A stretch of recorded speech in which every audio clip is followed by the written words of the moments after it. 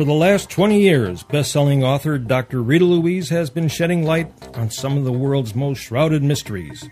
A leading and respected medical intuitive, she is known for getting to the root of any problem. Today, Dr. Rita is going to share her discoveries with you. And now, where science and spirit meet.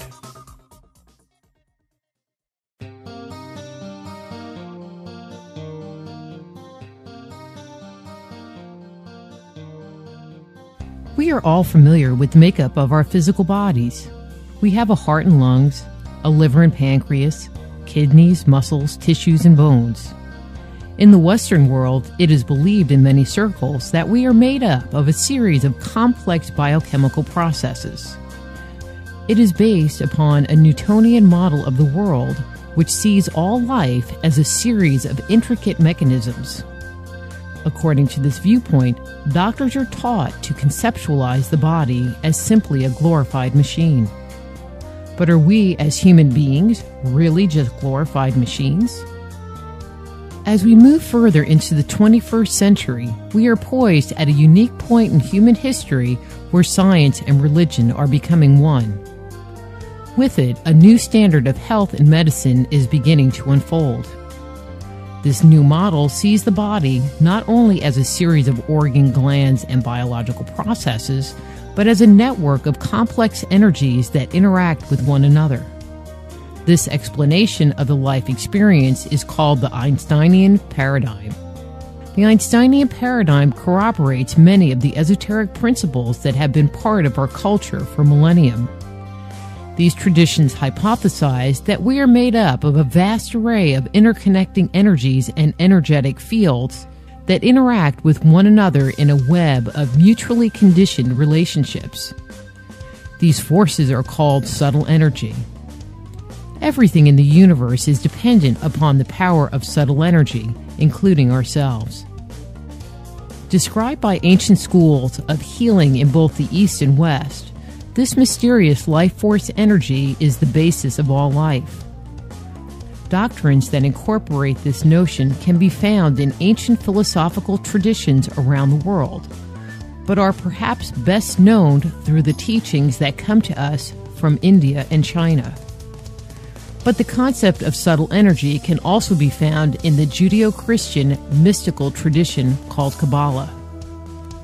Each of these schools of thought agree upon a number of points regarding subtle energy. The most important is the concept that our life force energy is the basis of all life and the source of all movement, not only in the human body, but in the universe as well.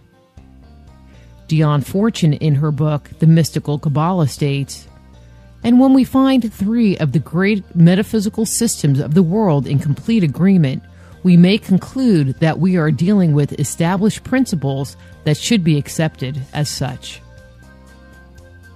According to a National Institute of Health study, there are well over 50 different and distinct terms used to describe this subtle life force energy, including chi, prana, Holy Spirit, mana, ether, orgone, biomagnetism, and zero point. This unseen, yes undeniable part of who we are is something that many of us take for granted, yet is always with us, every minute of every day. It fills us from the tops of our heads down to the tips of our toes, ever moving and flowing in and around us. Subtle energy provides an organizing principle for nature. If it weren't for this predisposition, we would only be a collection of cells or a disordered pile of chemicals. Western science has traditionally ignored the energetic implications of our being. Scientists who have investigated the movement of subtle energy in the body assumed that they would find it on physiological levels where it would work like our nervous or circulatory systems. When they were not able to find it, they concluded that it didn't exist or was the stuff of myth. They never considered the notion that the tools they were using might be insufficient or that their assumptions might be wrong. Yet throughout time, the greatest advancements in science have come into being because of groundbreaking breakthroughs in technology. If you think about it, It has only been in the last century that scientists have been able to measure, validate, harness, and utilize electromagnetic radiation in the form of medical x-rays, indoor lighting, and microwave ovens. Even today, while scientists understand the laws and principles upon which electromagnetic radiation is based, they still don't know exactly how or why it works. Esoteric tradition tells us that we are made up of 5 separate but equal bodies, each vibrating at different frequencies. These include the physical body, the etheric body, the emotional body, the mental body, and the causal body. Each are seen as controlling an aspect of our physical form, as well as regulating the movement of subtle energy into and out of the physical body. Existing at different vibratory rates or frequencies, each of these bodies occupy the same time-space continuum as our current third-dimensional world. The causal body is the world of spirit and is associated with pure energy. It is the place where our soul joins with the cosmic conscious, the universe, or feels one with God. The mental body is the world of thought. It reflects our ability to think and construct images and ideas. It is where our ideas and imagination transition from the nothingness of the causal body and enter into the constructs of the conscious mind. The astral or emotional body expresses itself in our feelings and emotions. By taking the thoughts and ideas of the mental body, it provides them with energy which can propel them forward toward manifestation in the physical world. The expression of the etheric body is the world of matter. It is the blueprint of the physical world and the physical body, where it establishes the final form of energy expression on the physical plane. We are constantly sending, receiving, and processing information on subtle levels. Energy or information comes in, and we in turn send it back out.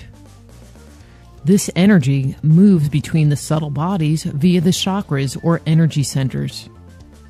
There are 7 major chakras in each of the subtle bodies. Energy is exchanged between the different subtle bodies between a series of tubes or vortexes called nadis, with the chakras acting as a kind of relay station between the various levels. The chakras' job is to work like electrical transformers where they step down or increase energy from one frequency to another. Incoming energy is slowed down until it reaches a frequency that the receiving subtle body can process. The same happens in reverse, where the chakras can increase the vibration of energy so it can be utilized by a higher vibrating subtle body. In essence, the chakras regulate the flow of energy into and out of our bodies. They also transmute it into a form in which our bodies can handle. The energy that travels through the subtle bodies can affect us on physical levels. The chakras of the mental body, for example, reduce the vibrational frequency of the energy it receives from the causal body. From here, this energy is either disseminated into the mental body, or it is passed on and slowed down even further as it travels on to layers of slower vibratory rate. This continues through each of our subtle bodies until it reaches the physical body, where a physiological or hormonal response occurs. One way of looking at the flow of energy through our subtle body is in electronic terms. Imagine if our negative thoughts, ideas, feelings, and emotions were resistors that resist the flow of energy through the body. A resistor is a component that impedes the flow of an electrical current.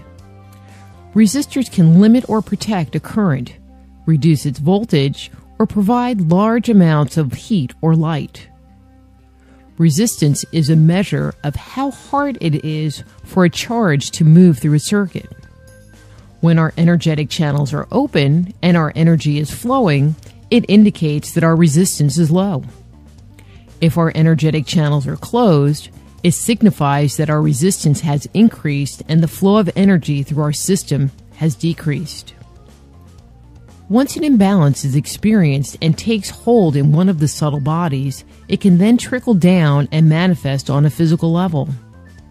An imbalance in the flow of energy through the mental body can manifest as narrow-mindedness, disrespect for life and nature, or materialism. Imbalances of the emotional body can manifest as anger, rage, phobias, depression, and hate. Imbalances of the etheric body are expressed through the physical body as illnesses and disease, manifesting in the form of a cold, back pain, arthritis, or cancer. If these issues are not addressed, imbalances to our life force energy will continue to grow, creating more and more pressure on an already stressed system. Unless the pressure is released, even greater issues can manifest. From this perspective, disease is first experienced on subtle energetic levels. It can take weeks, months, and even years before it is felt physically.